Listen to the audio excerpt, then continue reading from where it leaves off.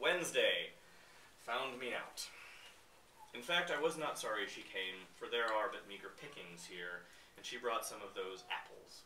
I was obliged to eat them, I was so hungry. It was against my principles, but I find that principles have no real force, except when one is well fed.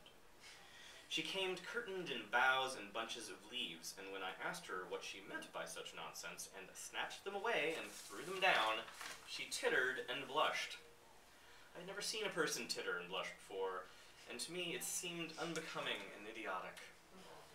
She said I would soon know how it was myself. This was correct.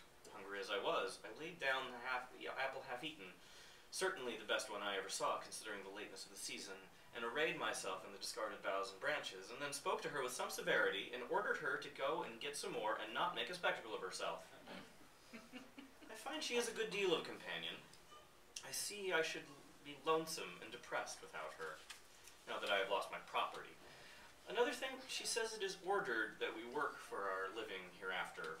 She will be useful. I will superintend. 10 days later, she accuses me of being the cause of our disaster. Next year, we have named it Cain. She caught it while I was up the country, trapping on the north shore of the Erie. Caught it in the timber a couple of miles from our dugout, or it might have been 4, she isn't certain which. It resembles us in some ways, and may be a relation. That is what she thinks, but this is an error in my judgment. The difference in size warrants the conclusion that it is a different and new kind of animal. A fish, perhaps.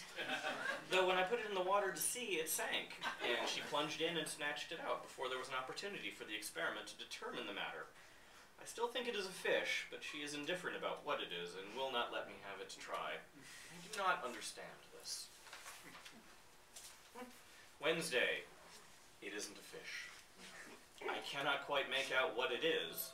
It makes curious, devilish noises when not satisfied and says goo-goo when it is. It is not one of us, for it doesn't walk. In my judgment, it is either an enigma or some kind of bug.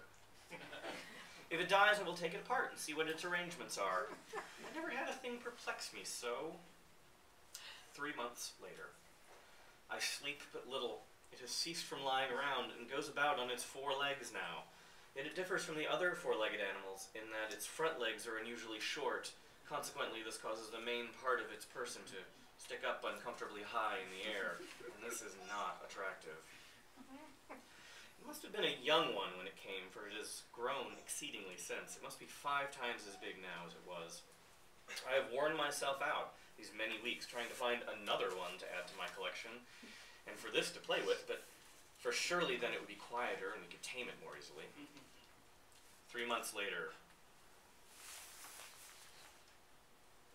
If I could catch another one, but that is hopeless. It is a new variety and the only sample. This is plain. It grieves me to the heart to see it in its little storms of sorrow and passion.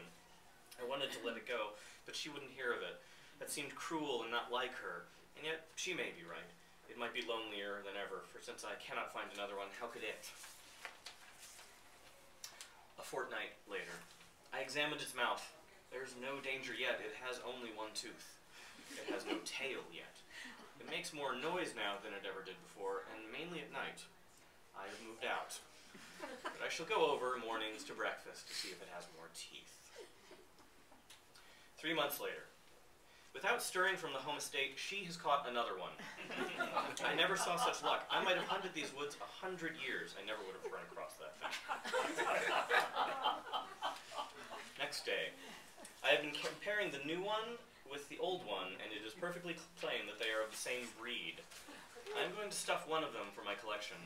Or I was going to stuff one of them for my collection, but she is prejudiced against it for some reason or other. So I have relinquished the idea, though I think it is a mistake. It would be an irreparable loss to science if it should get away. The new one is as ugly as the old one was at first, has the same sulfur and raw meat complexion and the same singular head without any fur on it. She calls it Abel. 10 years later. They are boys. We found it out long ago. It was their coming in that small, immature shape that puzzled us. We were not used to it. There are some girls now. Abel is a good boy, but if Cain had stayed a fish, it would have improved him. After all these these years, I see that I was mistaken about Eve in the beginning. It is better to live outside the garden with her than inside it without her. At first I thought she talked too much, but now I should be sorry to have that voice fall silent and pass out of my life.